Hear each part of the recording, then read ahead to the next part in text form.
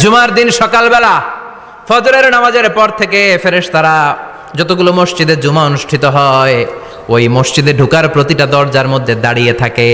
কারা কারা আগে আগে জুমার নামাজ পড়ার জন্য মসজিদে যায় প্রত্যেকের নামগুলো একটা জান্নাতের রেজিস্ট্রি খাতার মধ্যে তুলে নেয়। এই নামগুলো স্পেশালি আল্লাহর কাছে পাঠানোর জন্য।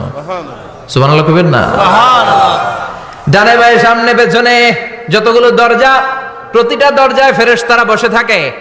কে আগে আসলো নাম তুলে দেয়।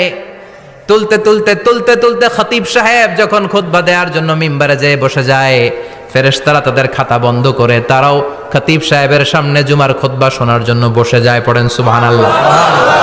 প্রথম জুমার দিন জুমার মসজিদে যে ঢুকবে, বিশ্বনবী বললেন আল্লাহর রাস্তায় একটা উট কুরবানি দিলে যেই সওয়াব, এই সওয়াব আল্লাহ আমলনামায় দিয়ে দেয়।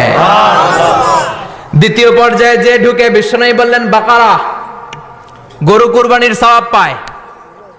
3 নম্বরে যে ঢুকবে, বিশ্বনবী বললেন কাবসা, হাদিসের ভাষায় এসেছে আল কাবাস, কাবাস মানে হলো বকরি, বকরি কুরবানির সওয়াব। 4 নম্বরে যে ঢুকবে তার হচ্ছে দাজাজা, দাজাজা মানে মুরগি। 5 নম্বরে যে ঢুকবে, বিশ্বনবী বললেন বাইদা, নোয়াখালীরা কয় বয়দা, আমরা কই আন্ডা, কুমিল্লায় কই ডিম। আছে না নাই? এক দেশের কত ভাষা। তো এই বয়দা আল্লাহর রাস্তায় দান করে দিলে যেই সওয়াব, পঞ্চম ব্যক্তি ওই সওয়াব পাবে। এই 5 জনের পরে আর লেখালেখি নাই, বাকিদেরটা নরমাল এন্ট্রি করে সব ফেরেশতারা খুতবা শোনার জন্য বসে যায়। সুবহানাল্লাহ। তো জুমার দিনে আগে আগে যাবেন তো?